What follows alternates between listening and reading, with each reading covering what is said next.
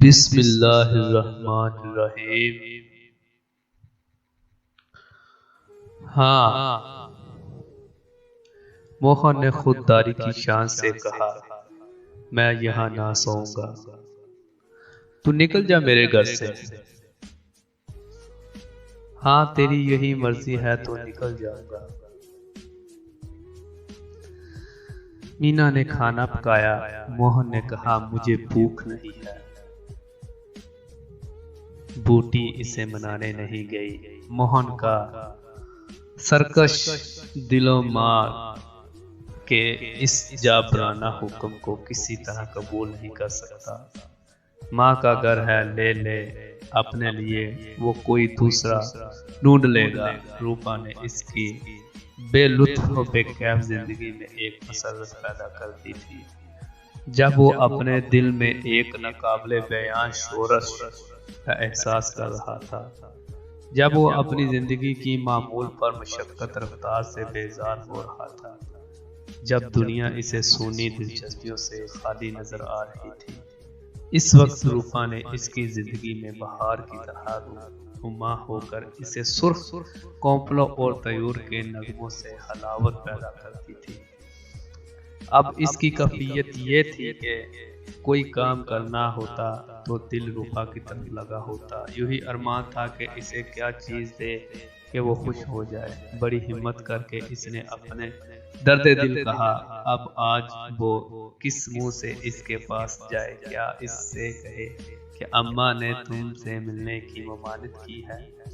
अभी तो कल चरागाह में बरगदे के साएदार तख्त के नीचे दोनों में कैसे इखलास की बातें हो रही थी। मोहन ने कहा, रूपा तुम इतनी सुंदर हो के तुम्हारे सुहाग निकल आएंगे।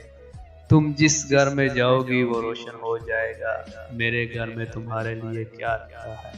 इस पर रूपा ने जवाब दिया था, वो एक नगमा लतीफ की तरह इसके जिस्म की एक एक रग में, इसकी रूह के एक एक जर्रे में बसा हुआ था। इसने कहा था, मैं तो तुमको चाहती हूँ मोहन, तुम पर गने के चौधरी हो जाओ तब भी मोहन हो, मजदूरी करने लगो तब भी मोहन हो। अपने मोहन के अफलास, रसवाई और फाका कशी सब कुछ झेल लेगी इसी रूपा से। अब वो जाकर कहे कि मुझे तुमसे कोई सरोकार नहीं, ये गैर मुमकिन है। इसे घर की परवाह नहीं है। वो रूपा के साथ माँ से अलग रहेगा। यहाँ नहीं सही, किसी दूसरे मोहल्ले में सही। इस वक्त भी रूपा इसका इंतजार कर रही होगी। कैसे अच्छे बेड़े लगाती है कि जी खुश हो जाता है, जैसे बेड़ों में प्रेम घूमती है। लेकिन जाओगे कैसे? अम्मा से वादा नहीं किया, कहीं अम्मा सुन लेगी कि ये रात को रूपा के पास गया था तो जान ही दे दे, तो मेरा क्या नुकसान? दे दे जान अपनी तकदीर को तो नहीं बखाते कि ऐसी देवी जो इन्हें पान की तरह फेरेगी उल्टे, और इसी तरह चलती है। न जाने क्यों रूपा से इसे इतनी चिढ़ है। वो जरा पान खा लेती है, जरा रंगीन साड़ी पहन लेती है, बस यही तो इसकी उम्र है खाने पीने की।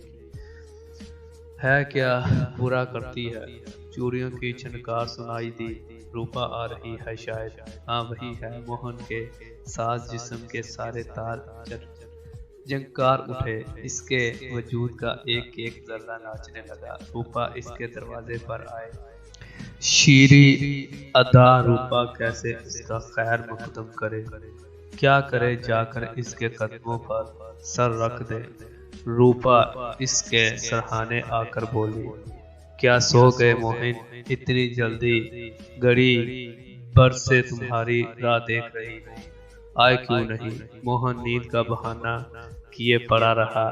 रूपा ने इसका सर हिलाकर कहा, क्या सो गए मोहिन? अभी से अपना पान खा लो। इसकी उंगलियों में क्या इजाज था, कौन जाने। मोहन की रूह में शादियाने बजने लगे। इसकी जान रूपा के कदमों पर सर रखने के लिए गोया उछल पड़ी। देवी बरकतों का थाल लिए इसके सामने खड़ी है। सारी कायनात मसरत से रक्स कर रही है। इसे मालूम हुआ जैसे इसका जिस्म लतीफ हो गया है और वो किसी सदाए मुस्तरब की तरह फिजा की गूद से चिमटा हुआ इसके साथ रक्स कर रहा है। मैं जाती हूँ नहीं जागने, ना जागो मैं नहीं तो। मोहन अब जब्त न कर सका। हाँ, जरा नींद आ गई थी। तुम इस वक्त क्या करने आई? अम्मा देख ले तो मुझे मार ही डाले। रूपा ने इसके मुंह में पान का भेड़ रख कर कहा, तुम आए क्यों नहीं? आज अम्मा से लड़ाई हो गई। क्या कहती थी? कहती थी रूपा से बोलोगे तो जान दे दूंगी। तुमने पूछा नहीं रूपा से क्यों इतनी चिढ़ती हो? अब इनकी बातों का क्या कहूँ रूपा, वो किसी का खाना पीना नहीं देख सकती। ये बात नहीं है मोहन, इन्हें मुझ पर भरोसा नहीं है। मैं चंचल थी ना लेकिन अब तो मैं किसी से नहीं हंसती। अम्मा को कैसे समझाऊं? तुम मेरे पास एक बार रोज आ जाया करो बस, और मैं कुछ नहीं चाहती। तपन मोहन के घर का दरवाजा खुला, शायद बूटी आ रही है। रूपा सरक गई। मोहन बीगी बिल्ली बन गया। मोहन दूसरे दिन सोकर उठा तो इसके दिल में मसरत का दरिया मौजूद था। इसकी तलखी, शौकनत और तंदी गायब हो गई थी, गोया बच्चे को मिठाई मिल गई हो। वो सोहन को हमेशा ढूंढता था। सोहन आराम तलब और काहिल था, घर के काम धंधे से जी चराता था।